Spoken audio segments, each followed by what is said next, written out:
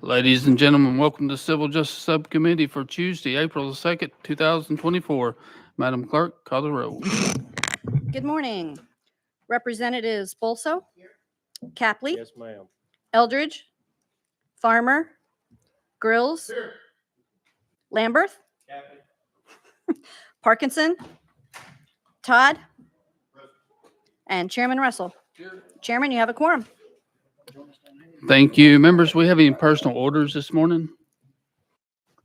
All right, seeing none, I do have one. We're going to be giving a few gifts out for your participation this year. We appreciate you and all your work you've done in Civil Justice Sub this year. So Macy will give those out during the committee today. So we've got a few house cleaning items. Chairman Todd. Hey, thank you, Mr. Chairman. And I'd just like to recognize, I have at least one constituent. I haven't looked over the whole crowd, but Richard Archie is here, a constituent of mine. Appreciate him being here and being involved. And and I see Mr. Goff back there as well waving. So I know I've got at least two here. And the folks with the Tennessee Firearms Association are here. And I really appreciate you guys being here. Thank y'all.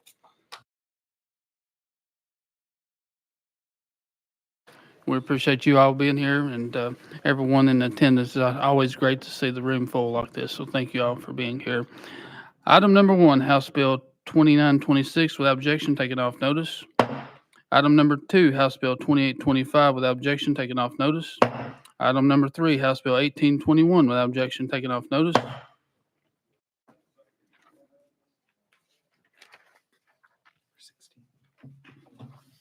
Brings us to number 16, House Bill 1667, without objection taken off notice. And number 22, House Bill 1823, without objection taken off notice. And members, without objection, we will take up item number 21, House Bill 2883, out of order. We got a motion and a second. Chairman Todd, you're recognized. Thank you, Mr. Chairman. And this bill is very similar to what I ran in special session that would allow folks to be much more protected in public schools than they are right now. It allows certain members of our community, and I would argue the most trusted members of our community, our retired and off-duty police officers, our retired and active duty military, as well as enhanced carry permit holders to carry in public schools pre-K through 12. And I firmly believe that having these volunteers and all it does is really take the criminality off of that. Right now in our code, it's a crime for those folks to carry in a public school. And so it doesn't mean that everyone would be allowed to carry. It would just simply mean that if a school has a policy that would allow certain people to carry that fit these characteristics and categories, then it would no longer be a crime for them to carry. It's still up to the school how they handle that. I know with action that's been taken over in the other chamber that this is not moving over there and it is dead for the year. So with that, sir, as much as I appreciate the motion and the second, I will take this off notice. Thank you, Chairman Todd. And without objection, off notice. That brings us to item number 4, House Bill 2195 by Representative Mitchell. Do I have a motion? Do I have a motion going twice? Third and final call for a motion. Bill fails. Brings us to item number 5, House Bill 2809 by Chairman Halsey. We got a motion and a second. Chairman Halsey, you're recognized. And I do show an amendment. Do I have a motion on the amendment? And a second. Chairman Halsey, what's your amendment number? On the amendment, Yes, sir. I have 014209. All right, members, we're voting to add. No, I'm sorry. That's incorrect. That's what I'm showing, 014209. Motion amendment. We've got a motion and a second. I have another amendment too. Give me 1 second. That makes the bill actually adds to it. Do you have 008389? It's the original bill draft number. That's the original bill draft number. Your amendment is correct, 014209. Okay. So members, we're voting to add amendment 014209 to House Bill 2809. All those in favor signify by saying aye. Opposed, no. The ayes prevail. Chairman Hosey, you're recognized on House Bill 2809 as amended. Thank you very much. I don't know if you're aware of what a LEOSA permit is for retired law enforcement officers. It's a federal program that came out under Bush.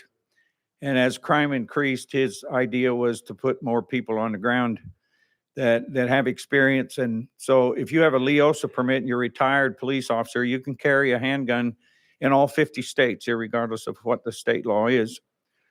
And to achieve that, of course, you have to be retired in good standing, and you have to go to training every year for issues dealing with safety and firearms, and you have to qualify every year, and you have to submit fingerprints every year. So there's several LEOSA permit holders in this state, and I was one until 2 years ago, and then I started working part-time at Bluff City Police Department, didn't need it anymore, but I'll go back and get another one. But you go through this training every year. There's several LEOSA permit holders that would like to be used in their communities, and particularly in schools, and build a relationship with principals and teachers, and be able to do walkthroughs or be able to go down and volunteer 2 days a week to work with SRO, be in the school, meet people, know the kids, and be there because they've been trained. You trust let's take a 3-year department man who's been there 3 years. He went to police academy. He's been to 2 in-service trainings. You take a 30-year officer. He went to police academy. He's been to 30 in-service trainings, along with shoot, don't shoot. So many times you can't count them, to live fire, those kinds of programs, plus other issues dealing with firearms that he's been to school for 30 years, qualified 30 times.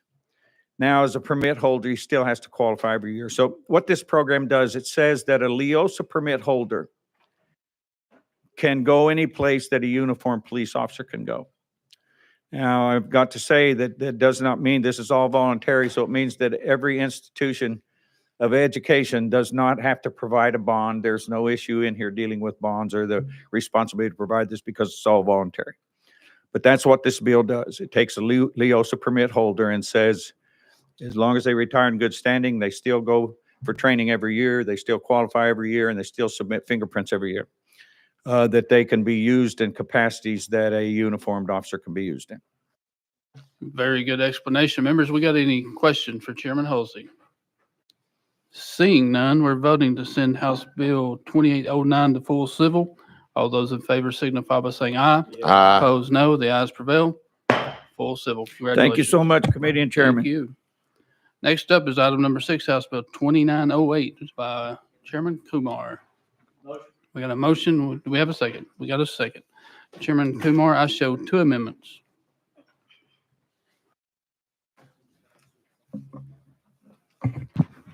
Good morning, Mr. Chairman and Committee. House Bill 2908 is the Suicide Prevention Act of 2024. In other states, it has also been called Donna's Law.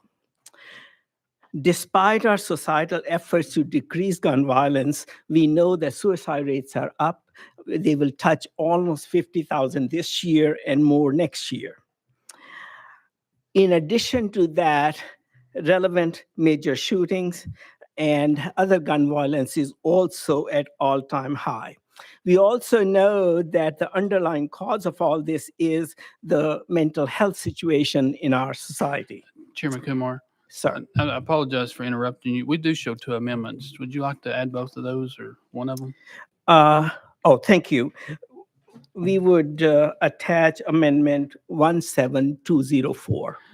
We got a motion and a second. We're voting to attach 017204 to House Bill 2908. All those in favor signify by saying aye. Opposed, no. The ayes prevail. Chairman Kumar, you're recognized again. Thank you. I was describing basically the bill as amended. So knowing that mental health is the basic cause of gun violence in our society, this bill asks TBI to create a voluntary, revocable waiver of right to purchase firearms. We know that constitutional rights are sacred to us. And for that reason, again, I repeat, the program is completely voluntary, completely revocable, and it applies only to situations where a person has significant mental health problems. They have voluntarily committed themselves to mental institutions for treatment, or have consulted with their mental health provider and want to create a barrier between themselves and a dangerous firearm. It is no different from me having my birthday and you as my friends come and want to take me out to celebrate my birthday. And I say, look, with my past history, don't take me to a bar.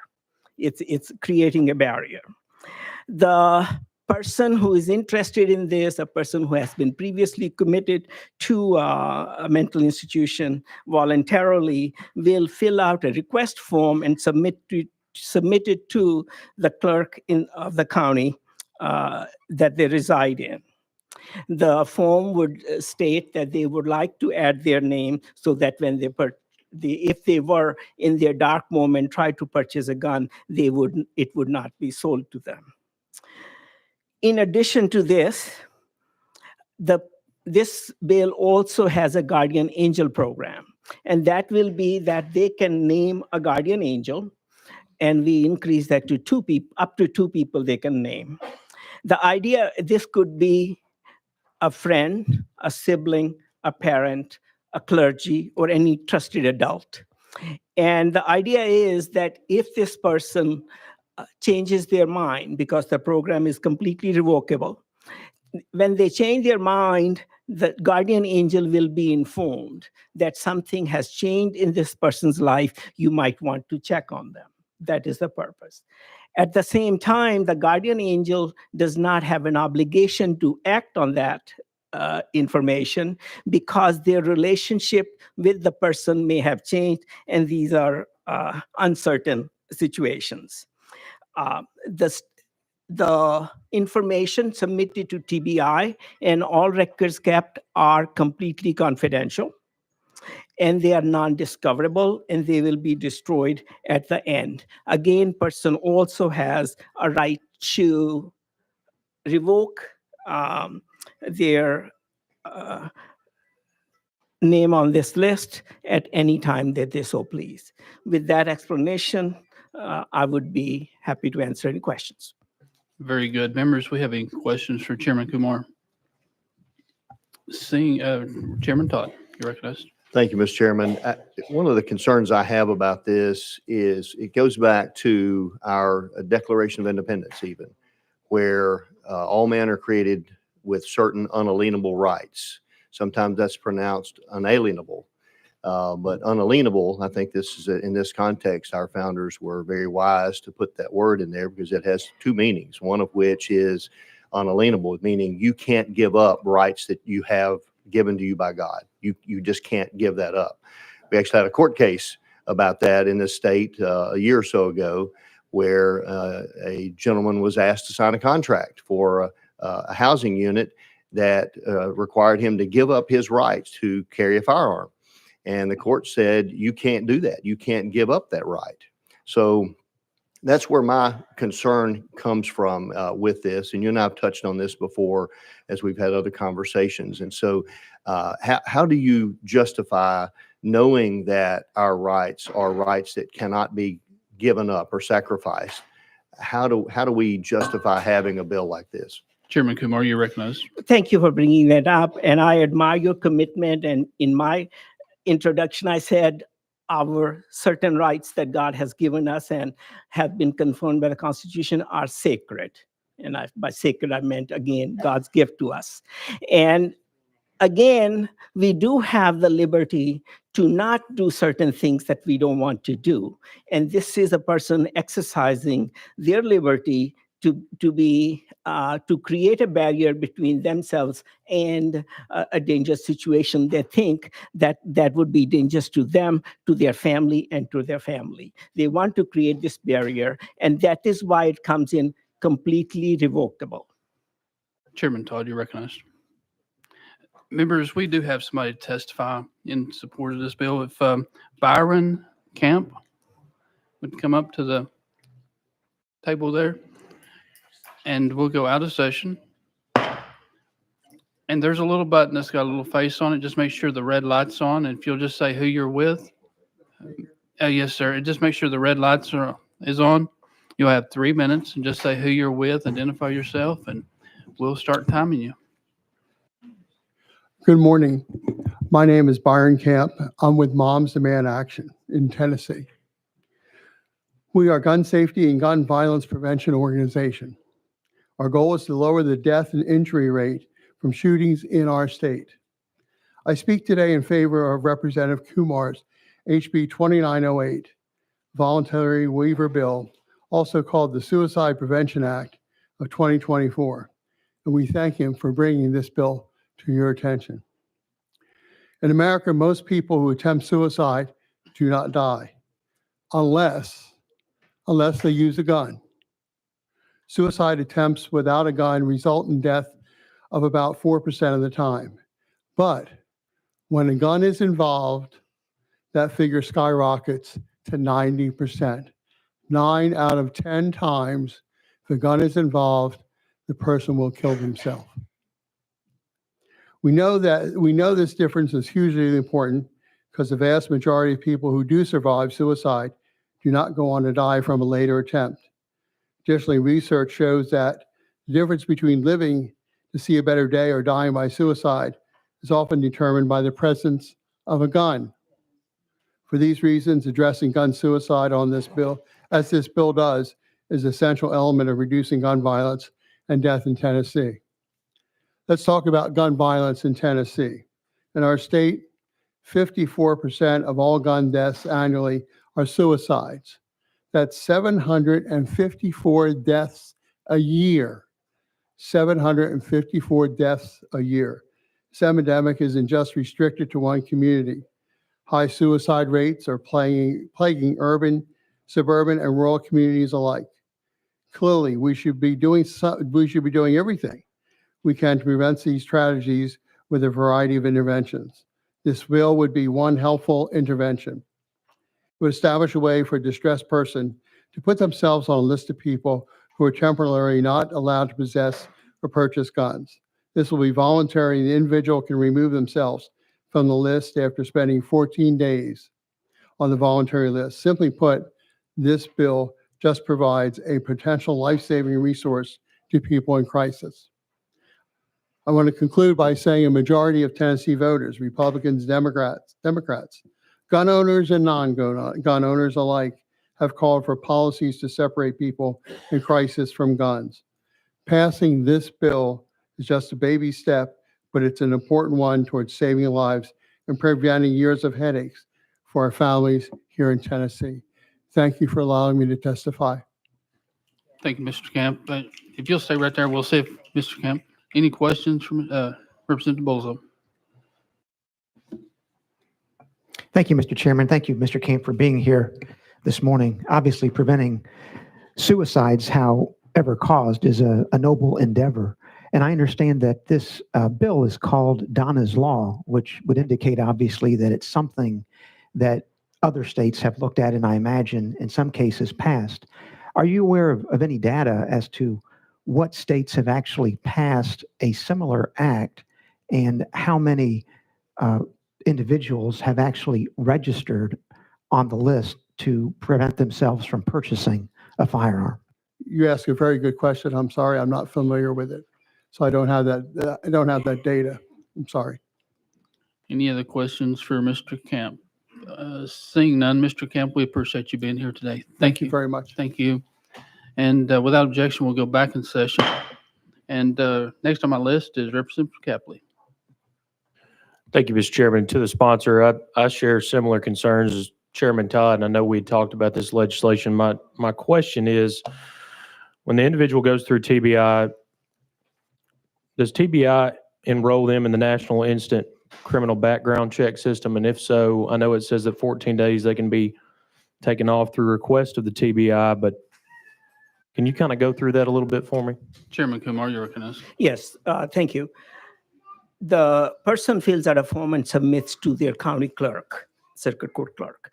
The clerk within, it is that the preference of TBI, I thought it was 7 days would be needed. They say those forms and convictions that their circuit court clerk has, those are transmitted to TBI within 3 days, and they want to make it part of that process. So that will be submitted to TBI, and then TBI will enter into their NCIS system, background check system. And so a person tries to purchase, then it will come out that they have committed not to purchase. And again, after 14 days, they can revoke that form. And the revocation form is also available with the clerk of the county. Representative Bolzo, when you follow up? I'm sorry, Representative Gapley. Mr. Chairman, I'm honored that you would call me such a name. Sponsor, I appreciate our conversation about the legislation, but I'm not for putting Tennesseans on the National Instant Criminal Background Check System. I can't do it. Chairman Kumar. Well, again, very strong efforts are made in this legislation that the information is not discoverable and the records are to be completely destroyed. So all efforts, completely, it's sealed. I think that confidentiality is very, very important. And it's not discoverable, and the records will be destroyed when a person withdraws such. Thank you, Mr. Chairman. Representative Capley, any follow-up? Representative Bolzo, you're up next. Thank you, Mr. Chairman, and thank you, Chairman Kumar, for this bill. Let me, if I could, just follow up with the question that I asked to Mr. Camp.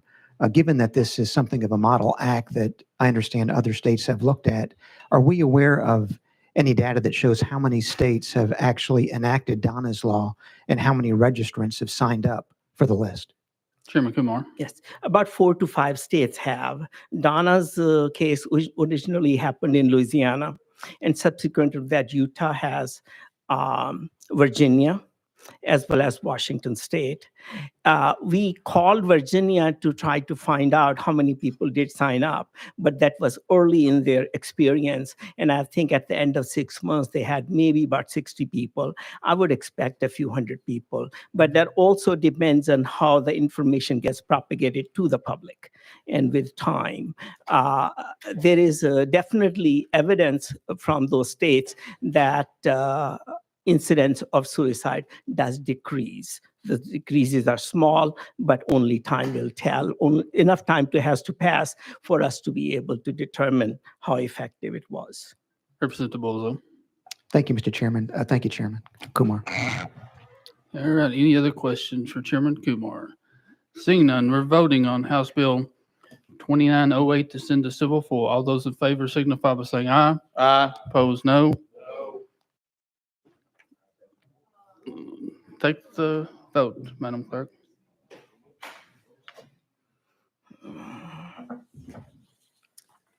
Representatives Bolso? No. Capley? No.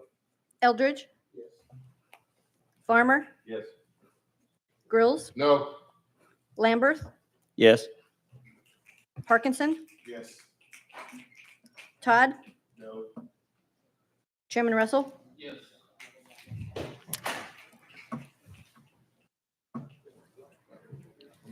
Chairman, you have 5 ayes and 4 nays.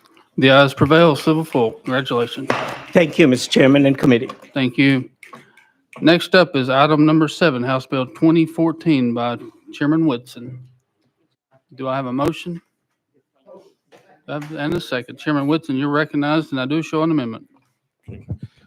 Thank you, Mr. Chairman. I'm going to take this off notice since the previous bill just passed. I'm a co-sponsor of Dr. Kumar's bill, and I'll be working with him on maybe some amendments on that bill as it goes to the next committee. Thank you, committee. Thank you. Without objection, House Bill 2014 is off notice. Brings us number 8, House Bill 2689 by Chairman Doggett. We got a motion and a second. Chairman Doggett, I do not show any amendments. You're recognized. Thank you, Mr. Chairman and members of the committee. Good morning to you. If you would, I appreciate your indulgence for just a few moments here. The 10th Amendment to the United States Constitution guarantees to the states and their people all powers not granted to the federal government elsewhere in the Constitution, and reserves to the state and people of this state certain powers as they were understood at the time that this state was admitted to statehood. The guarantee of those powers is a matter of contract between the state and the people of this state. And the United States is one of the time that the compact with the United States was agreed upon and adopted by this state and the United States.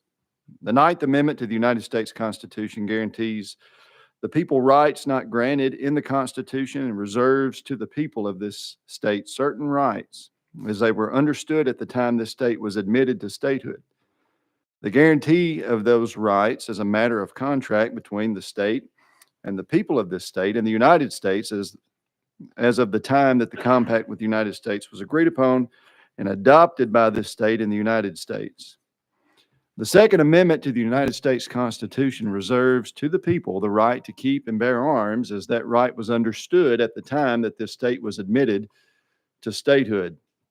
And the guarantee of the right is a matter of contract between the state and people of this state and the United States at the time this compact with the United States was agreed upon and adopted by this state and the United States. The Tennessee Constitution clearly secures to Tennessee citizens and prohibits government interference with the right of individual Tennesseans to keep and bear arms. Members of the committee, what I just read to you was something in 2009 was a bipartisan statement of intent in Tennessee Code. It created a new chapter, Chapter 54, called the Tennessee Firearms Freedom Act. Today, House Bill 2689 seeks to add another section to the Tennessee Firearms Freedom Act. Everything that is listed in this bill is currently found in code. What we have done is compiled different sections of code here and brought it into the Tennessee Firearms Freedom Act. This bill creates a civil action against any government entity, official, employee, or agent that infringes upon a person's right to bear arms under the Tennessee Constitution or that of the United States Constitution. It specifies that a violation of a person's right to bear arms by a government employee creates special remedies that are listed in the bill. And it further specifies also that if law enforcement is acting within the color of the law, meaning that they are lawfully just in their actions, that it is not a violation of any of this legislation. And with that, I'm ready for questions. Thank you, Chairman Doggett. Members, you've heard the explanation of the bill. Do we have any questions for the chairman? Seeing none, Representative Grills, you was first. Thank you, Mr. Chairman, and thank you, Mr. Doggett, for bringing this. Go back, you said something about you're not creating anything that's not already in code. You're just bringing it all together. Is that correct? Chairman Doggett, you're recognized. Yes, sir, that is correct. All the remedies that are listed within this legislation are already listed in Tennessee Code annotated.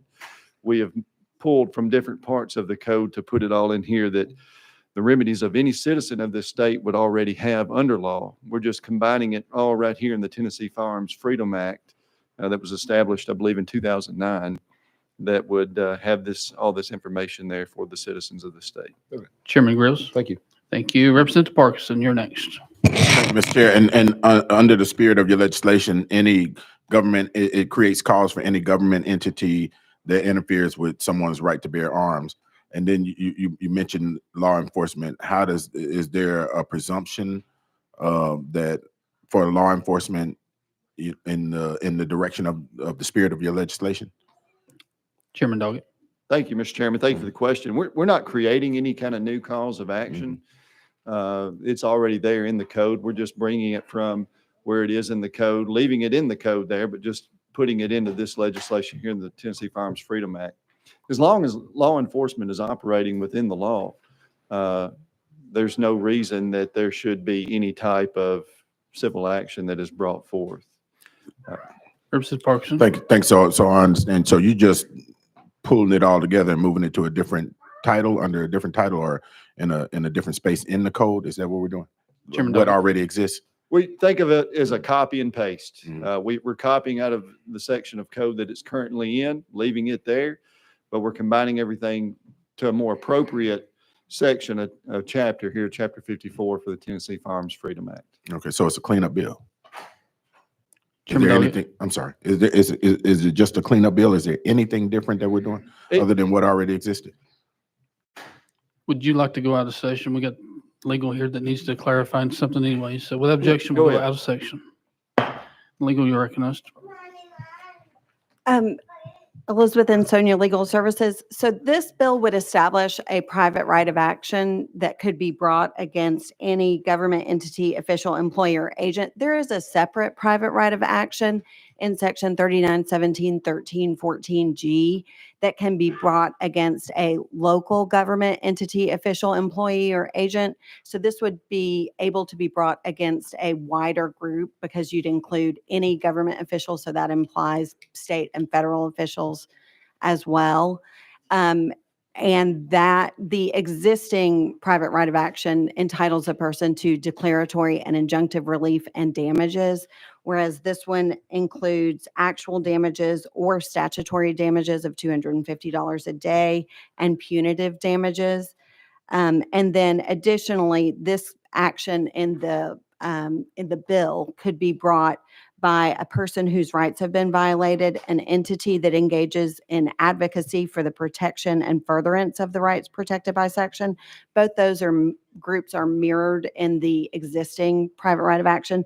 And this one also allows the action to be brought by any other person or entity that will fairly or adequately represent the interests of those whose rights are protected by the state or federal constitutions. So there are a few differences between this and the existing private right of action. All right. Chairman Doggett, you got anything for legal on this before we, Representative Parkinson? Thank you. Anything for legal? No, nothing for legal. Okay. Oh, well, yeah, Okay. yes. What? The law enforcement portion, how does, and maybe that was already in the code previously. Is there anything different about that? Or is there a presumption for those in law enforcement if they confiscate a weapon from somebody? Legal, you're recognized. So the bill just refers to the current procedure for ouster under Title IX, Chapter 47. So that doesn't change existing law. It's just a reference that could come into play. And then it also refers to the offense of official oppression. And again, it just references that criminal provision. Okay. Thank you, Mr. Chair. Chairman Farmer, you're recognized. Yeah, thank you, Mr. Chair. Couple things. You'd mentioned that this has to do, this creating a new cause of action, and you mentioned two sections of the code. So my question is this: typically, actions that are brought against municipalities or local governments are handled by maybe an administrative law judge or some fashion of that nature. Some causes of action are brought to like Chancery Court or Circuit Court, state courts. So with regards to this having to do with two sections of the code being brought together, are we going to have a conflict with regards to how this cause of action is handled? With regards to venue, are we going to have an issue with standing as well? Legal, you're recognized. Generally, actions against local government or local government employees are governed by the GTLA, the Governmental Tort Liability Act. The existing private right of action provides that it is notwithstanding Title 29, Chapter 20, or Title 9, Chapter 8. So that means it's not governed by the Governmental Tort Liability Act. This bill does not contain that language, so any claim under this bill would be subject to the GTLA, but they'd be two separate actions. So a person, I guess, could choose whether to file a claim under 3917, 1314G, or under this newly created section in Title 4, Chapter 54. Chairman Farmer, you're recognized. Is this going to open up the door for claims that typically go through the GTLA to be heard by an administrative law judge now if this bill passes, that could be heard in state court, circuit, or chancery court? Legal, you recognized. And I guess what I'm asking is this: is this going to allow for venue shopping? And you're recognized again. I think it might do the opposite of what you said. So these claims might be subject to the GTLA, whereas claims under the existing private right of action are not subject to the GTLA. So it would set up a process where a person could choose one or the other, but it would just be the reverse of kind of what you set out. Okay. Thank you. Chairman Farmer, any follow-up? That's all I have. Representative Bolzo, you're next for legal. Thank you, Mr. Chairman. And Chairman Farmer addressed part of what I was going to ask Ms. Ansonia. But if we just look at the law the way it stands right now, let's say some state actor confiscates someone's firearm in violation of the Tennessee Constitution and the U.S. Constitution, that person could file a number of actions. You could file an action in federal court under 42 U.S.C. Section 1983 for a civil rights violation. You could file an action under the GTLA, and then you could also file an action under 3917 1314G. Is that correct? Legal, you're recognized. That's my understanding. Okay. And so if this were to pass, it would raise a fourth cause of action that a person whose rights have been violated could file. Legal, you're recognized. Yes. Okay. So does this act expand either procedurally or substantively the claims that a private citizen could file in the event of a violation of a Second Amendment right? Legal, you're recognized. I think it expands the group of people who is able to bring a claim because it adds that third classification, any other person or entity that will fairly and adequately represent the interests of those whose rights are protected. So that implies that they don't have to have been subject to the improper action. It kind of opens it up to anyone who's willing to pursue the claim. Whereas currently it's limited to a person who's actually injured by the governmental action or a group that that advocates for preservation of those particular rights. So Second Amendment group. And then it also opens up the pool wider of who they can sue, because at least under the current private right of action, this might not be true for the other claims you mentioned, but the 3917 1314G is limited to local government action. And then it also opens up the claims because it's going to be any action based on a law or regulation that has been determined by a court to violate either the Tennessee or United States constitutions. So that the implication is a court is not limited to a Tennessee court or a Sixth Circuit court, whereas in the existing private right of action, it's any ordinance that violates the preemption provisions of 3917 1314. Representative Bolzo, you're recognized. Thank you, Mr. Chairman. Thank you, Ms. Ansonia. Okay, that's all I see for legal. Without objection, we'll go back in session. And next on my list is Representative Capley for the sponsor. Question's been called. We're voting to send House Bill 2689 to full civil. All those in favor signify by saying aye. Aye. Opposed, no. The ayes prevail. Full civil. Congratulations. Thank you. Next up, item number 9, House Bill 2695 by Chairman Doggett. We got a motion and a second, and I do not show any amendments. Chairman, you're recognized. Thank you, Mr. Chairman and committee. This was brought to me by a constituent, an attorney. And what this bill would do is authorize an attorney in good standing to carry a handgun within a building in which judicial proceedings are in progress, relevant to a client's business before the court if the attorney possesses a valid enhanced handgun carry permit and keeps that handgun concealed at all times. Some of you live in rural communities like I do, where the courthouse is in the center of the town, and that's where all the court business is conducted. A lot of the attorneys have offices around the square or down the street, and they walk to the courthouse every day to conduct business.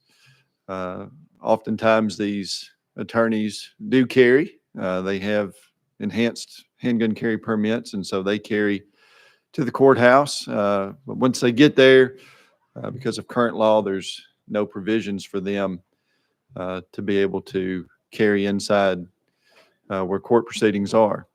I do know that there is an existing code where the district attorneys and assistant district attorneys, once they have completed some training, that they're allowed to carry within the courtroom or in the courthouse. And so this was an attempt to try to find a remedy, if you will, to the situation that affects constituents in my district. I do know that there have been numerous concerns that have been brought up about the safety and security, not only of those that are carrying, but those others that may be in the courthouse or the courtroom that are not allowed by Tennessee law to carry. And so it was, I believe it was general subbed over in the Senate, but I wanted to talk with you about this today and keep the conversation going to perhaps look for a solution down the road. Thank you. And Leader Lambert, you're recognized. Mr. Chairman, thank you. And Chairman, thank you for working on this issue. I know it's kind of a nuanced issue, and it probably doesn't affect a ton of people out there, but it does affect those that practice law in this state. And at least in our courthouse, there's a set of lockers where someone can safely secure their firearm while they are going about their duties in the courtroom, and they are able to carry that up and into the court, secured in the locker, go back. And, you know, I wish I could tell you that every attorney who has clients and or litigants on the other side has a safe job, but it's just not the case. I have known attorneys that have been shot at. I've known attorneys that have had guns pulled on them. Sometimes it gets very contentious in what attorneys do for a living. And so, people, you know, tempers are heated sometimes, and people get very passionate. And sometimes they try to take it out on the opposing counsel. So I appreciate the bill. I thought it was a good idea, but I understand that the other chamber, the smaller chamber, decided that they gen sub it this year. So I know you won't be going forward with it, but I did just want to say I appreciate you bringing the bill, and I hope it is something that if we're blessed to be back here next year, that it's something you'll continue on with. At the very least, courthouses should have some sort of locker where a firearm can be secured safely while an attorney is doing their business and their work there at the courthouse. Chairman Doggett, any follow up? Thank you. Chairman Todd. Thank you. And Leader Lambert sparked a thought in that conversation that I was a little surprised that attorneys can even carry in a courthouse, because the rest of us are prohibited from carrying now, even to get in the front door. And that's been a concern since, I believe, 2016. Prior to that, I don't think that was a law. I think in the courtroom was the concern. And that's where I kind of went on your bill. When I looked at it, I began to wonder, why would we allow anyone with a firearm in a courtroom? Because that's been historically, I mean, back into the original days of carrying swords, you didn't carry a sword in a courtroom. So that was a concern of mine, but I appreciate your position on this. And I personally think that we should remove the restriction of the courthouse as it stands now, and go back to what it used to be for hundreds and hundreds of years, that the courtroom was the place where you couldn't have any kind of a weapon. But that's a different topic for a different day, and appreciate you bringing this to our attention, sir. Chairman Doggett. Thank you, Mr. Chairman, and thank you for those comments. In rural communities, the courthouse not only has the general sessions and the circuit courts and the chancery court, but it also contains the county court or the county commission, the trustee, the tax assessor, the registry of deeds, a lot of things that at least once a year, most of us go to pay our property tax. And so with the courthouses not being allowed, with people not being allowed to carry in the courthouse, they have to stow those firearms somewhere. And with the amount of thefts from vehicles, sometimes you end up having to leave them in a truck or a car in the parking lot. And so I agree with you, finding formidable solutions going forward that can help address this issue would be most beneficial. Thank you. And just to confirm, you're wanting to take this bill off notice, is that correct? Representative Parkinson. Just a quick question, because I don't know. So in these rural courthouses, do they not have bailiffs that are armed in these courthouses? Chairman Doggett. Yeah, well, I don't know about bailiffs. I know Oh. they'll have deputies that are Okay. there in the courtroom. Some of Mhm. them stand at the courthouse doors, and so. Check. Okay. Mhm. Thank you. Chairman Farmer. And just to follow up to Representative Parkinson's question there, not every county and city in the state has a designated justice center where just all the court proceedings happen. For example, in the city in Sevierville, we're still operating out of the courthouse, the same place that the county court clerk is, the register of deeds, and everything else. Everything's going on in that courtroom. So they've got to really work hard to manage the entries and exits. And then in the courtroom, there are bailiffs in there securing the premise. But that just kind of keep that in mind, that things are a little bit different across the state. So, Representative Parkinson. Thank you for that clarification. So what your bill was doing was talking about carrying into the courthouse, not necessarily just the courtroom, but the entire building. Is that how you were explaining it, Chairman Farmer? Chairman Doggett. Thank you. This was specific to attorneys who were conducting business there at the courthouse that came in, that they could carry their firearm. Currently, they can't even enter the courthouse with a firearm. Gotcha. And so if they had to walk down the street, or instead of leaving something in the car, they would carry it in with them and keep it concealed at all times. That's what the intent of the language was. Right. Yeah. I think I was getting. I'm sorry, Mr. Chair. You're recognized. I think I was getting the courthouse and the courtroom interchange. So I thank you for that. Thanks for that clarification. Representative Bozo. Thank you, Mr. Chairman, and thank you, Chairman Doggett, for bringing this.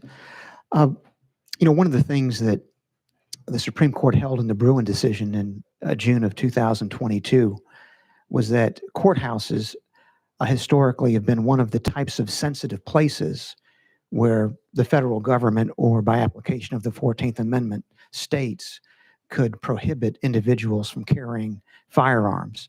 Did your research in bringing this bill reveal that our current restrictions on firearms in courthouses is consistent with the Second Amendment? Chairman Doggett. That's a good question. I can't say that I have the answer to that at this time. Representative Bozo, any follow-up? No, thank you, Mr. Chairman. All Thank right. you, Chairman Without Doggett. objection, we're going to take House Bill 2695 off notice. Thank you, Mr. Chairman, committee, for your time and your patience with me today. Thank you. That brings us to item number 10, House Bill 1712. And we have a motion. Do we have a second?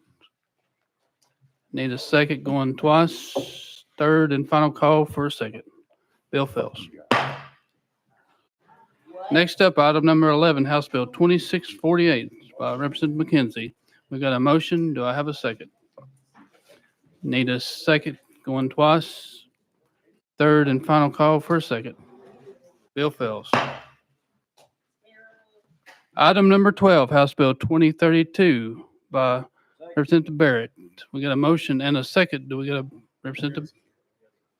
Chairman, Representative Grills? Without objection, road two spots. Raised to item number 13, House Bill 2035 by Representative Barrett. We got a motion, second. Representative Capley. Without objection, two spots. This brings us to item number 14, House Bill 1904 by Representative Fritz. We got a motion and a second. And Representative Fritz, you are recognized, and I do not show any amendments.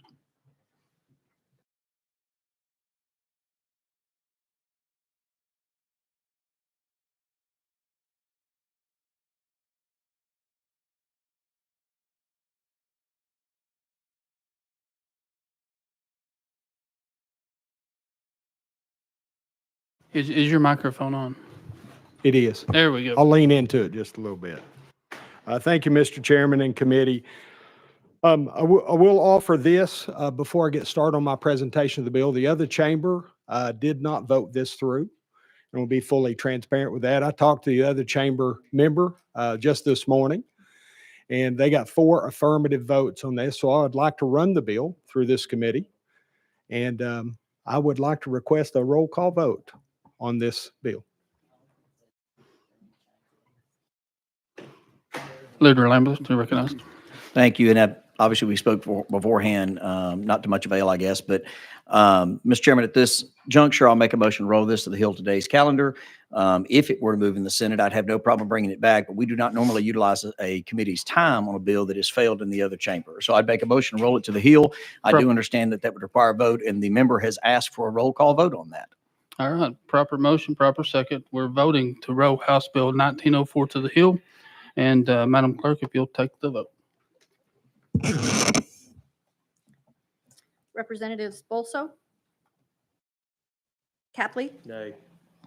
Eldridge. Yes. Farmer, Yes. Grills, No. Lamberth, Yes. Parkinson, Yes. Todd, Aye. Chairman Russell. Yes.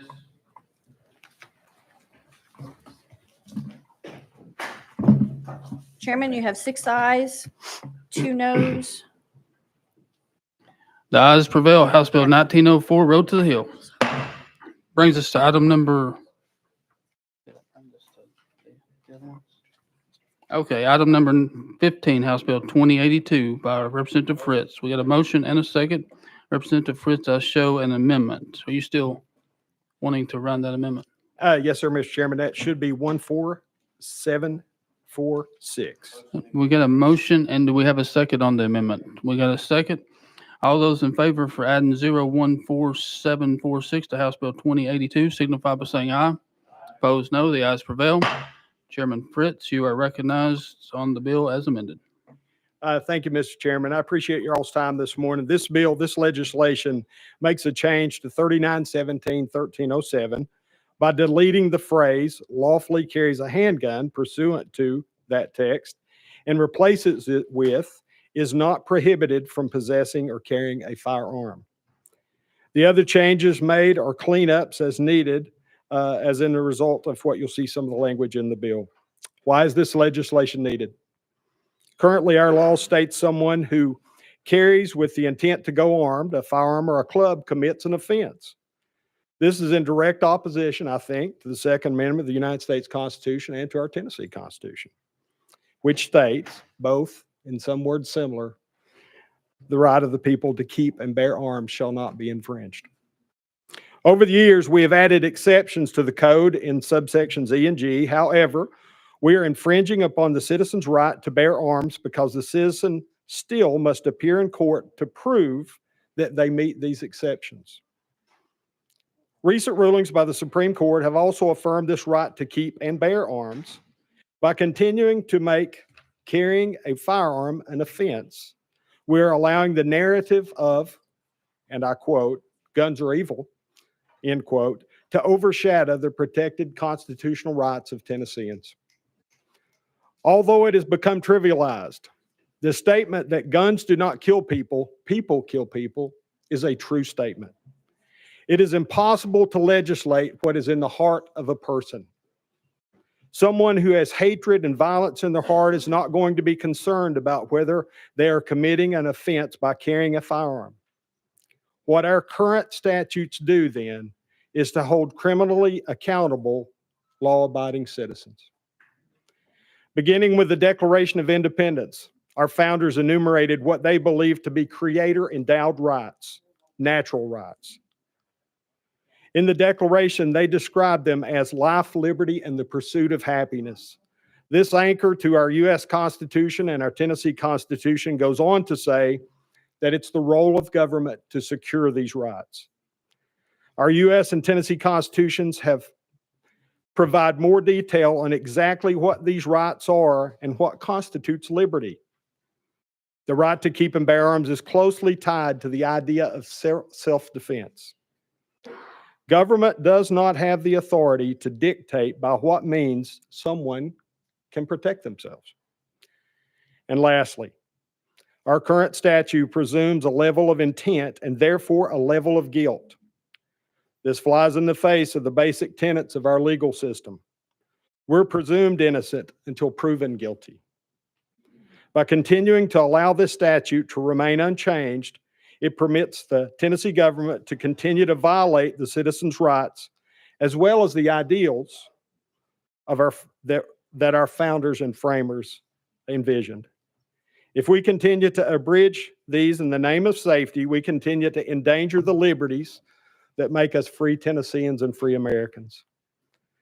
Ben Franklin once said that those who sacrifice liberty in the name of safety deserve neither. We would do well to remember this. Given all this, I ask for your support on House Bill 2082. Let us make a statement today that the General Assembly recognizes the Creator-endowed rights of our citizens and our core value of innocent until proven guilty. Thank you, Mr. Chairman. I'll take any questions. Thank you, Mr. Sponsor. And without objection, we've got some witnesses here that would like to speak. If Department of Safety would come up. Elizabeth Stroker and Colonel Matt Perry. Without objection, we'll go out of session.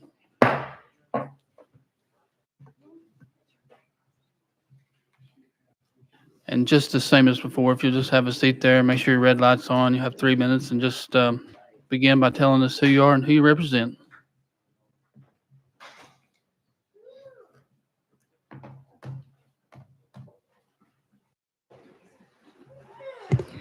Elizabeth Stroker, Legislative Director, Assistant General Counsel for the Department of Safety. And I won't take up too much of the committee's time. And I want to thank the sponsor. He's always really good to work with us, and great that we can have these conversations and disagree and still work well together. So wanted to thank the sponsor for that.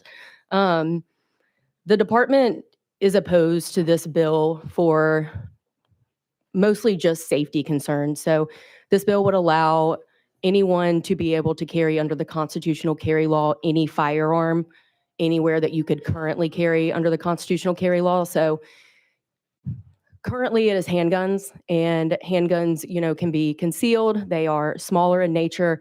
When you start talking about long guns in places such as outside of banks or around school buildings or around the Capitol or this building complex with long guns, it does make law enforcement very uncomfortable for the sheer fact that it is going to cause people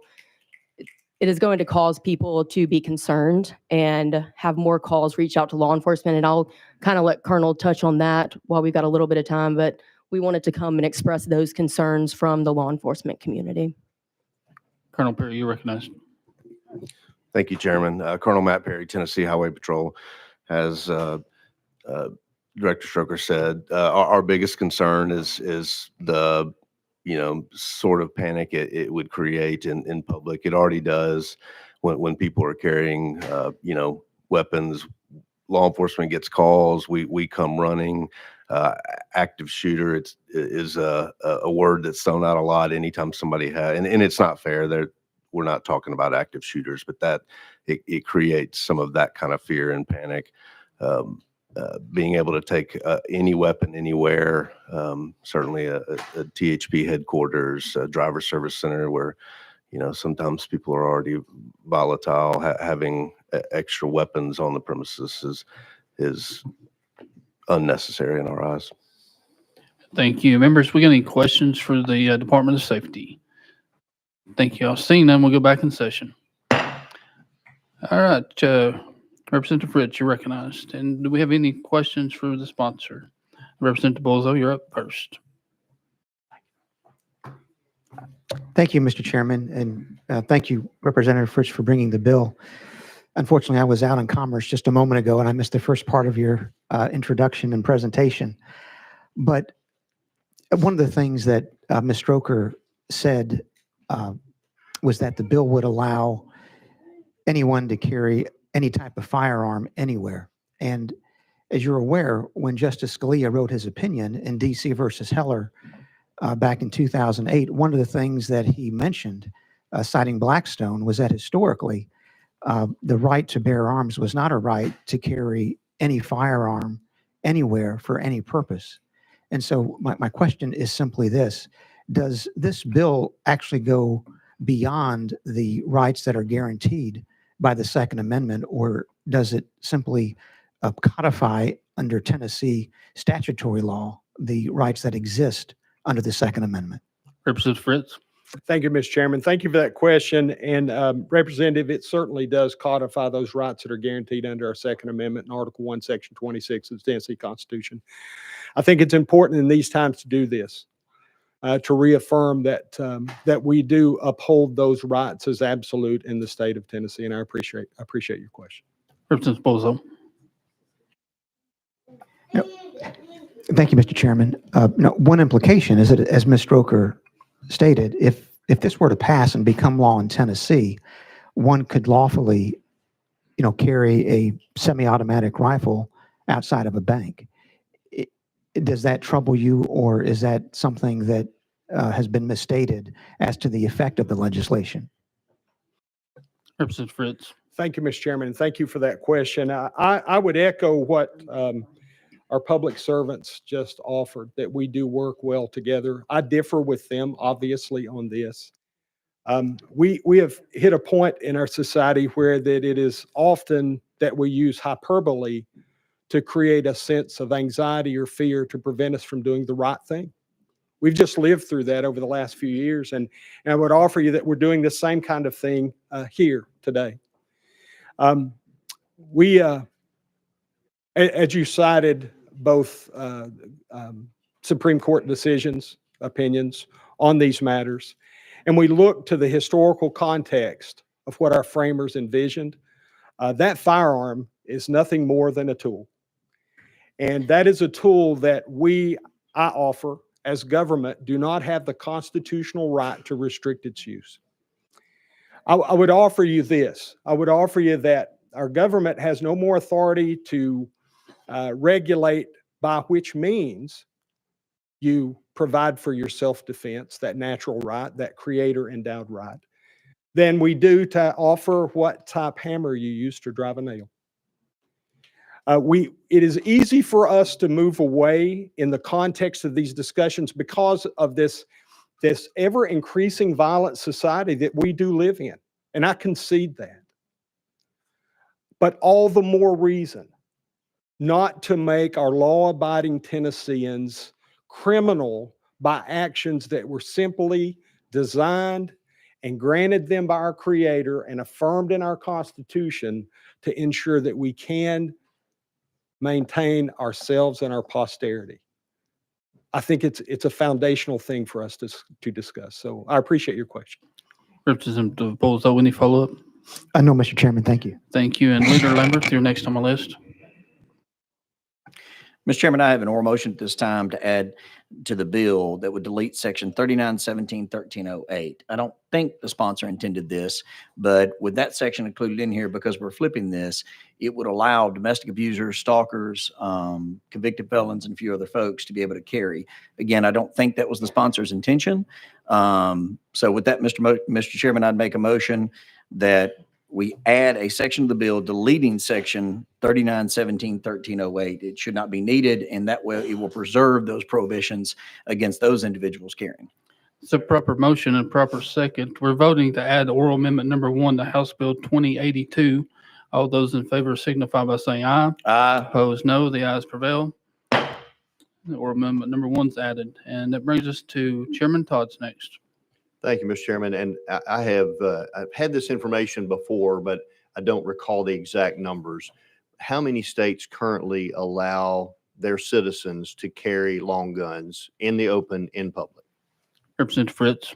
Thank you, Mr. Chairman. And Representative, I appreciate the question. I can't give you an absolute answer to that. I don't know. I would offer that in many cases, we have extremely liberal states, like the state of New York, that often use our laws as an example to further the constitutional infringements that they enforce upon their citizens. And I think this helps to rectify that. And with that, I would thank the leader for oversight that I had. Thank you, Leader Lambert. Chairman Todd. Thank you for that. And apparently someone has kindly and graciously taken my question to you as kind of a phone a friend and has texted me.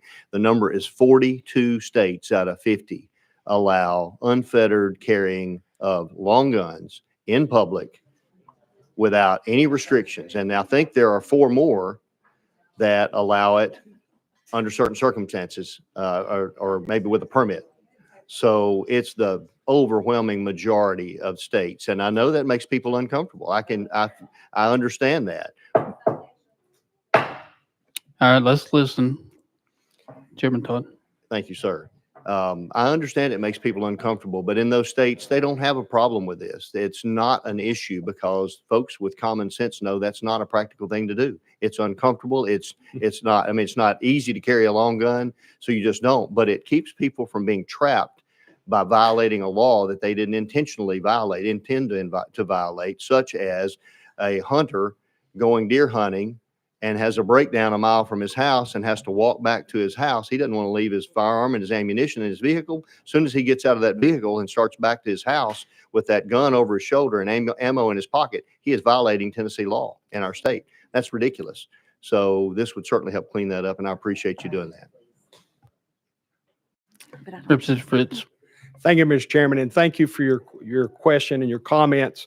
I would offer that this did not become a thing in Tennessee until 1989. Some of us with a little more gray hair remember a time when we kept our shotguns and our 22s in the racks of the back windows of our pickup trucks.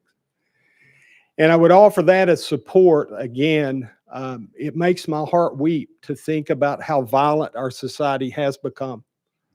Our turn from all things of basic right and wrong. The godlessness of our society today has resulted in a violent society.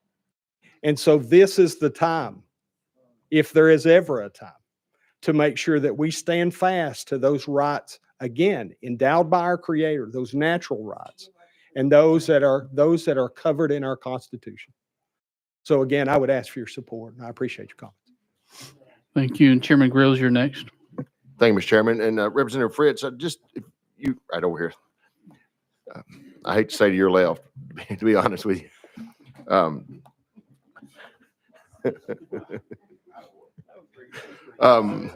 Why do you feel that people are so up in arms about the transition from a pistol to a long gun? Why do you feel, just personally, what do you think causes that? Representative Fritz. Thank you, Mr. Chairman, and thank you for that question. I think it's a long, ongoing process that has occurred in our nation. I think that we have allowed weak men to make our laws. I think that we have allowed folks who are frightened of everything to set the tempo at which our society operates. I would submit to you, colleagues, that we were not descended from timid people. Those Americans that come and settled this land and passed on to us this freedom that we enjoy today and have asked us to protect it, they did not take those positions. There's an all-out media onslaught. We use lots of catchy phrases like gun violence and things that really have no foundational meaning. Much of what the left uses today in those types of vernacular are simply intended to confuse us and create a false sense of something. I would offer you, back to your question, that we do live in a very violent society, and that is unfortunate. But disarming or restricting the arms of the law-abiding citizen has no positive effect, but will only lead us the other direction. Chairman Grills. Thank you, Mr. Chairman, and thank you for your comments there.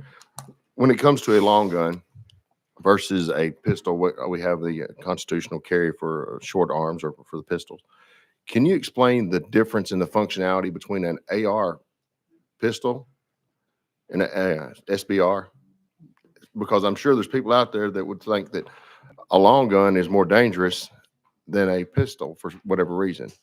And could you explain the difference in the functionality between an AR pistol and a SBR, short barrel rifle? Representative Fritz.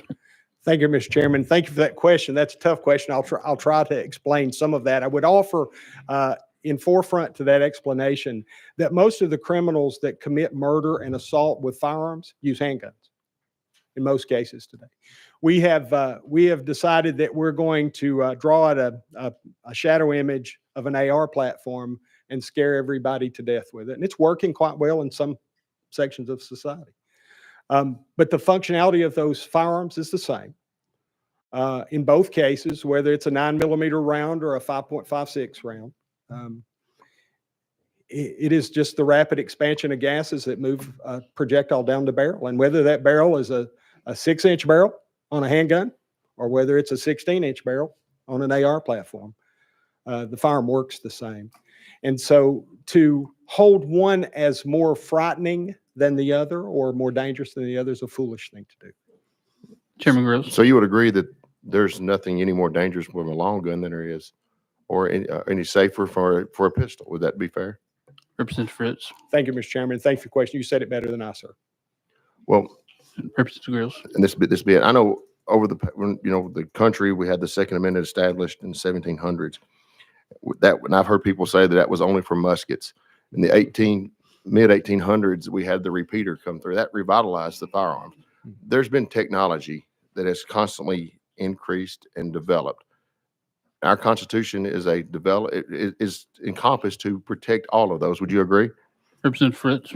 Thank you, Mr. Chairman. Thank you for that question. And you bring to mind a thought. If our Constitution were not a foundationally and timeless document, then our ability to use the internet today would not be protected under the First Amendment, because that was not around in the 1700s.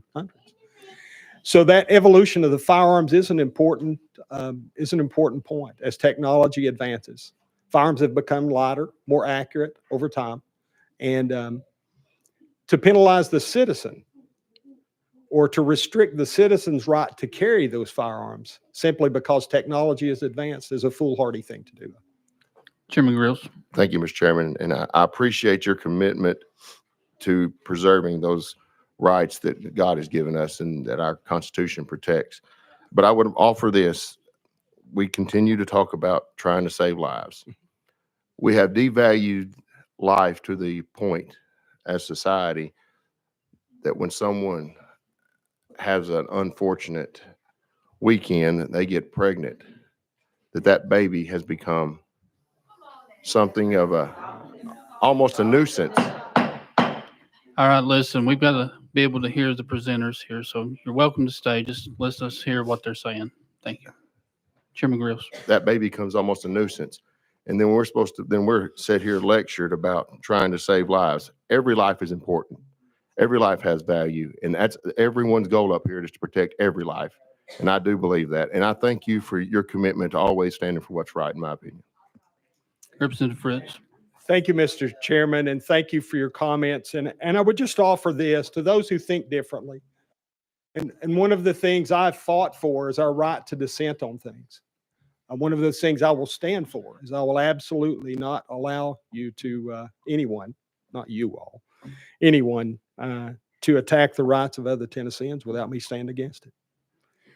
And I would offer that some of the moves that we have in society today, where we have so frightened people of firearms and not taught firearms safety the way my generation grew up, we have created an environment that is ripe for predators. And in a time when our southern border has been overrun, and thousands of those men that are coming here, those military-age males that have come across that border, come here with ill intent. This is uncomfortable for some of those on the left to hear this, but it is a fact. You can put your head in the sand. You can try to imagine that this is not real. But to disarm the public or restrict the public's ability to protect itself in this time is absolutely one of the most foolish things I can possibly imagine, and enables not only those foreign predators, but those predators that grow up here amongst us, that have, because of their confused ideologies, want to go in and kill children in schools. They're sick people, and we must not allow our rights as law-abiding citizens to be infringed. Any follow-up? All right, Chairman Farmer, you're next. Question's been called, and we don't have 3 hands, so we're voting to send House Bill 2082 to civil full. All those in favor signify by saying aye. Opposed, no. The ayes prevail. Civil full. Thank you, Chairman, Committee. That brings us up to item number 12, House Bill 2032 by Representative Barrett. Gotcha. We got a motion. Do we have a second? All right, we got a motion and a second, and I show a late timely filed amendment. Representative Barrett, actually, it's on time. What's your amendment number? It's on time. This is, should be drafting code 013759. That's what I show. And members, we're voting to add 013759 to House Bill 2032. All those in favor signify by saying aye. Opposed, no. The ayes prevail. Representative Barrett, you're recognized on House Bill 2032 as amended. Thank you, Mr. Chairman. Members of the committee, this actually is timely in following Representative Fritz. And what this bill does is addresses a situation in the code where we have enhanced carry permit holders that are legally carrying in public that are walking into private businesses. So what we've got is a situation where there's a misdemeanor charge for walking into a business that may be posted where firearms are not allowed. And this bill simply does one thing. It simply removes that misdemeanor offense. So where we're trying to do is walk the line between private property rights and individual Second Amendment rights. So this does not move the private property right of the owner to be able to post their business, to deny access or service to someone that is carrying. It simply removes the misdemeanor offense that if an enhanced carry permit holder does find themselves in one of these businesses, they're not subject to criminal prosecution. And that's all we're doing. It's a very simple bill. And with that, Mr. Chairman, I stand ready for questions. Very good. And first on my list is Representative Parkinson. Thank you, Mr. Chair. I guess I better raise my hand as the person is walking up in order to be able to get a question, here, because it's unfortunate that as the lone Democrat, and you heard all of that left and right. Yeah, let's stay on the bill. conversation. Thank you, Mr. Chair. I'll stay on the bill, but they weren't staying on the bill, Mr. Chair, and respectfully. And so, Representative Barrett, if we remove the misdemeanor from someone carrying on the property of an individual who asked them not to carry on, doesn't that just remove all of the teeth from the idea and basically mutes the property owner's rights? Representative Barrett. Respectfully, Representative, no, I don't think that does that at all. If you, as a private property owner, still post your business, you still have the right to ask someone to leave and refuse service to that person. So if that person refuses to leave, they're committing criminal trespass at that point. So that you still have the protection to be able to call law enforcement at that point. But what we're doing is we're removing the tripwire that is there unseen right now, where someone might walk into a building or a location that they're unaware is posted, and they're committing subject to criminal offense because of that. And so it still gives the private property owner the ability to enforce their signage, to enforce their rights as to what goes on in their business. We're just removing the law enforcement coming in and enforcing that private property right. Representative Parkinson. Thank you, Mr. Chairman. And Mr. Chair, if it's okay, can we go out of session to legal to ask about the signage per the law and where that signage is to be posted? So I can see for myself also where, if that sign can be missed or not by an individual that's carrying onto a property where it's posted. And then after we come out of legal, can you come back to me to the sponsor, Mr. Chair? Absolutely. Without objection, we'll go out of session. And legal, you're recognized. Section 3917-1359B1 provides that the notice should be placed in prominent locations, including all entrances primarily used by persons entering the property, building, or portion of the property or building where weapon possession is prohibited or restricted, and the notice shall be plainly visible to the average person entering the building, property, or portion of the building or property posted. Representative Parkinson, any follow-up for legal? No follow-up. Thank you. Without objection, we'll go back in session. And Representative Parkinson, you're recognized to the sponsor. Thank you, Mr. Chair. And Mr. Sponsor, respectfully, honestly, if these notices are posted and, where a person can see these notices and it's almost intentionally that they're bringing a firearm into this establishment where this property owner has said that we don't want these firearms in our establishment. And so this is to me an issue of property rights as much as it is, an issue of Second Amendment rights. And, and I think if you're choosing, you're making a choice to go into this establishment, you have a billion other choices and opportunities where you can go other places other than where it's posted. And so I just have, fundamentally have an issue with the bill, because we're, number one, we're stepping on property rights, and number two, it is visibly posted, and if it's visibly posted, you're making an intentional step to go in there into these property owners' property with your firearm. Thank Representative Barrett. Well, you've actually illustrated an issue with the law and the reason why this change is necessary, because most criminal offenses require some element of intent. This does not have an intentional element under that statute. So simply by walking into a business, even if you have no intent to violate the statute, you have committed a misdemeanor and subject to offense. That's part of the problem here. And the other issue is those that are intentionally violating this are the ones that don't need to be there anyway. We just had a shooting on Easter brunch here in Nashville that was committed by someone that walked into a business that I presume was posted as a restaurant where guns are not allowed. If anybody else had been in that restaurant as an enhanced carry permit holder and responded and put that shooter down, they would have been subject to criminal prosecution, even though they were not there intentionally to do any harm to anyone there. That's part of the problem. Is we are, by this law, we are abdicating our authority as the ruling body, as the government, and giving private business owners the ability to disarm our citizens. And we shouldn't be doing that. And it's creating all sorts of issues that are unintended consequences, all the way down to the rash of guns being stolen in cars, because people that, like us, that are law-abiding citizens that walk up to a business and see the sign, turn around and go back to our vehicle and leave our weapon there. Those that are not law-abiding citizens walk right past that sign and put everybody there that's in that business that is unarmed, puts every single one of them at risk. So all this is going to do is create a level playing field. Representative Parkinson. Thank you, Mr. Chair, and thank you.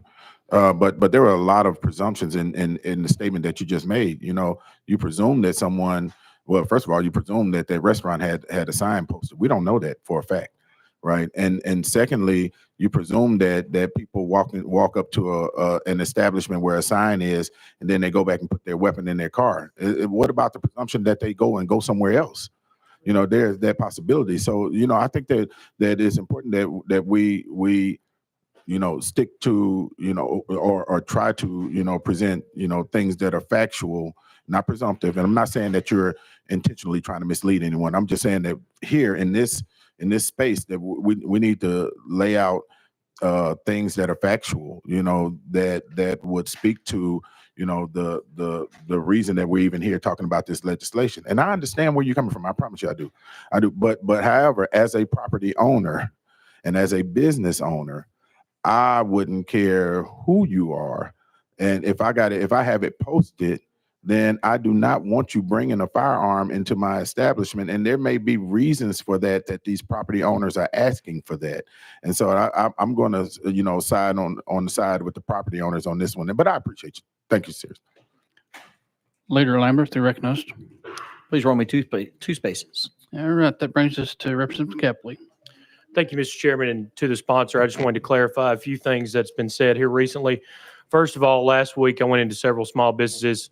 Obviously, I carry a firearm with me wherever I go usually, and these signs were not well posted at all. They were just slapped up on a wall. There was one business where I was walking into, and it was in the bottom left-hand corner, and I'm not trying to be boastful, but I'm not a vertically challenged man, so I had to quite literally bend over to read the sign. So not all signs that are put out are well posted. They're not in prominent locations. So that's the first clarification that I would like to make. The second thing that I would like to say regarding the shooting that was that happened on Easter, that was committed by a double felon who illegally acquired a firearm. It would not have mattered if it was posted in the restaurant or not, because he was carrying illegally. So that has no basis on what we're talking about at all, considering that firearm was illegally obtained. Thank you, Mr. Chairman. Thank you. And would you like to respond, Mr. Sponsor? No. And without objection, we've got safety here to speak. If we get the representative for Department of Safety to come up, and we got an objection. So we're voting to either have safety and they are on the list. So a yes would be to allow safety to speak, and a no is to not to allow safety to speak. So those in favor of safety speaking signify by saying aye. Those opposed say no. No. The ayes have it. Elizabeth, you come up, identify yourself. You have 3 minutes. Representative Parkinson, you're recognized. Thank you, Mr. Chair. Maybe this is parliamentary. I don't know if it was parliamentary point of order, or if somebody would coach me on the language to use, but when have we started objecting to speakers coming up to give us the facts on? It was a late filed witness is why. Oh, okay, thank you. Okay, thank you for the welcome. clarification. And just to make sure, we are out of session. So you have 3 minutes. Just identify yourself just like usual. Elizabeth Stroker, Department of Safety, Legislative Director, Assistant General Counsel. Again, I'll be brief as I was earlier, but I want to point out some clarifications, and obviously legislative legal can correct me if I'm incorrect here, but our reading of the bill still does not allow for someone to prohibit someone who is an enhanced permit holder from entering even if posted. The bill specifically removes enhanced permit holders from that section of 1359 with posting and replaces it with the con-carry language. So it no longer would allow those businesses, state buildings, anyone to prohibit enhanced permit holders from being able to carry into those premises, even if they ask them to leave. And so that is the department's legal understanding of the bill. And obviously with it deleting the criminal punishment as well, anyone who then is carrying either con-carry or concealed carry would then be able to carry into that facility, and they would not be charged unless law enforcement were called and charged them with trespassing. So that's where our concerns are coming from, that it actually would completely allow someone with an enhanced permit to be able to carry into our state buildings or any private businesses without them having to be asked to leave.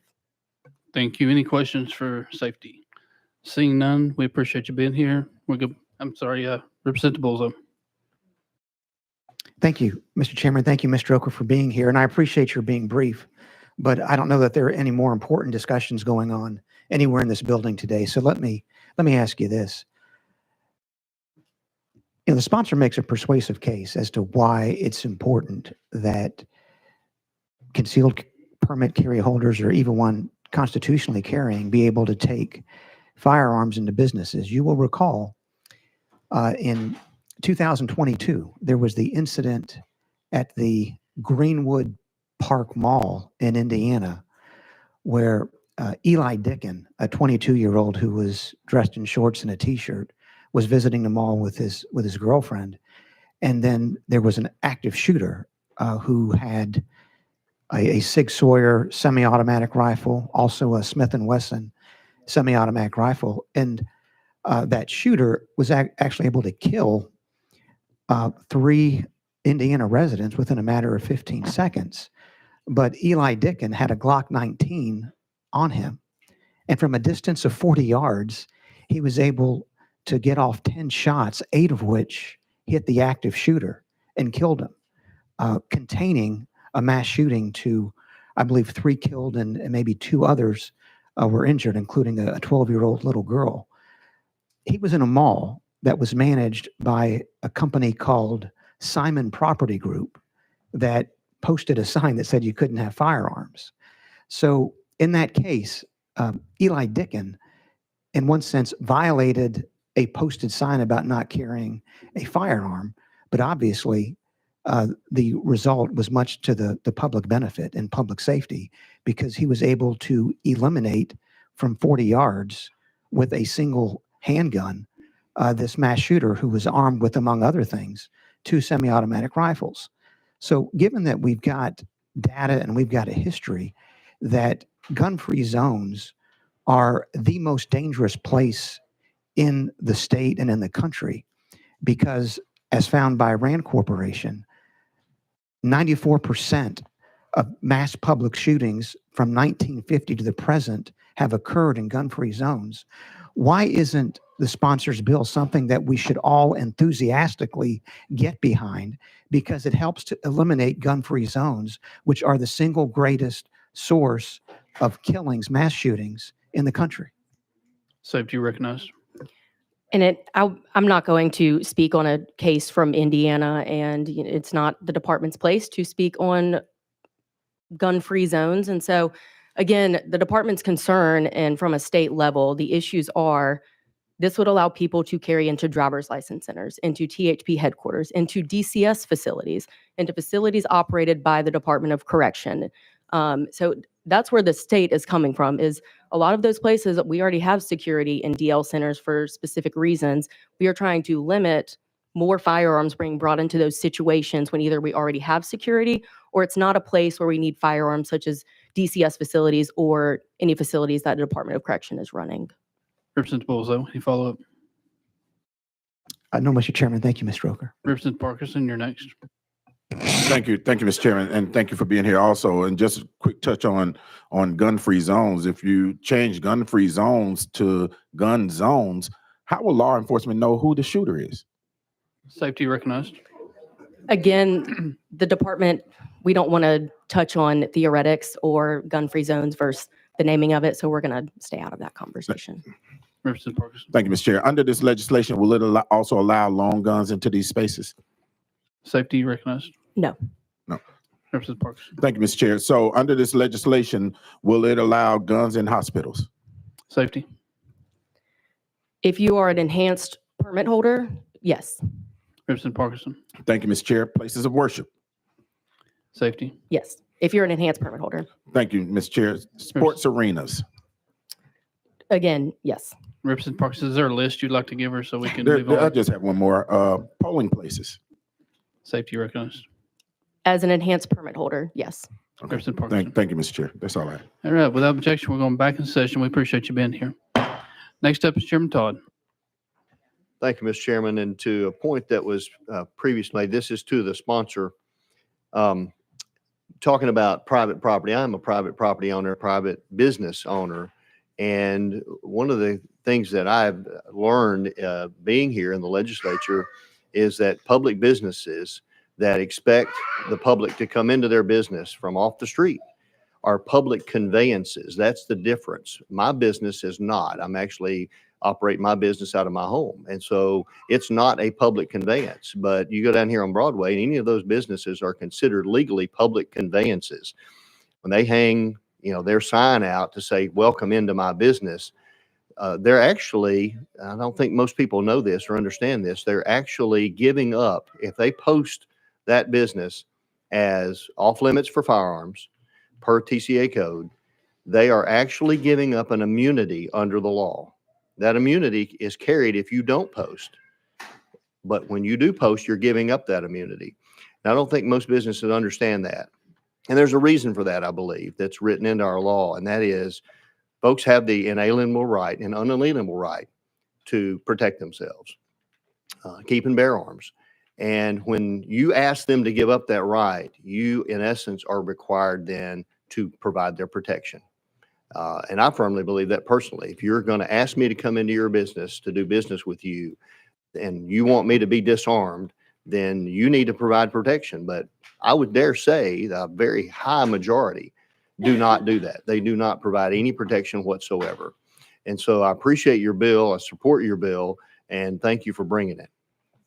Representative Barrett.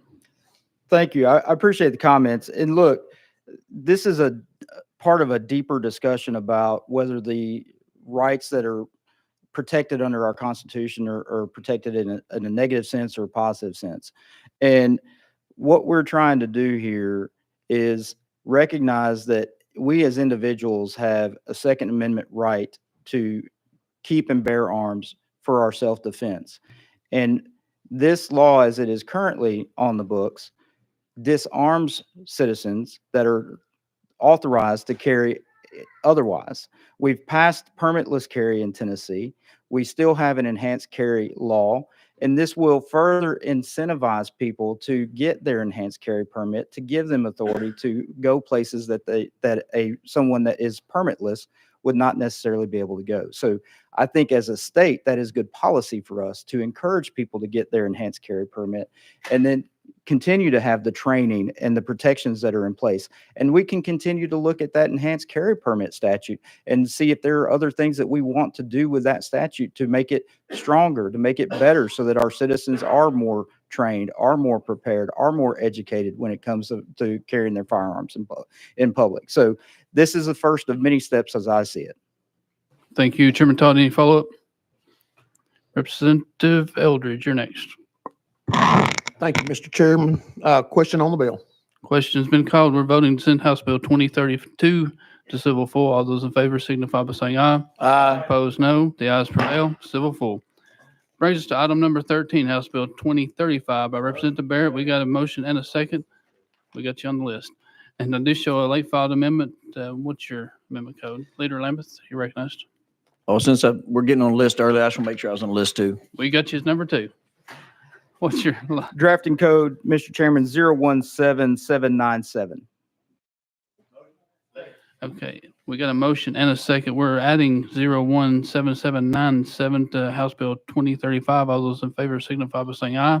Opposed, no. The ayes prevail. And Representative Barrett, you're recognized on the bill as amended. Thank you, Mr. Chairman. Members of the committee, first, just to cover the amendment, what that is doing in conjunction with conversations I've had with safety is it removes the last 2 provisions in the original draft that had some basically some conflict between state government and federal government and that they weren't comfortable with. And also in looking at the state of Oklahoma, where I'm kind of modeling this legislation after, they kind of went through a similar process of removing those pieces from the original draft. So we're now in a posture, this bill is now in a posture where we are presenting exactly what has been passed and has been in law in the state of Oklahoma since 2020. And all this does is it preempts the area of the statute or of the code as it relates to ERPOs, extreme risk protection orders, red flag laws, to where those laws and ordinances would have to originate in the state legislature so that we do not have 17 different city and county ordinances across the state so that gun owners do not know what the laws are depending upon what county line or city line that they've crossed. And with that, I stand ready to answer any questions.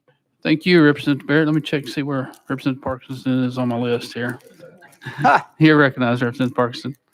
Thank you, Mr. Chair. You can thank Chairman Farmer for that. That's the only reason I'm jumping on the list early, because didn't get a chance to ask a question when an important question was needed. Chairman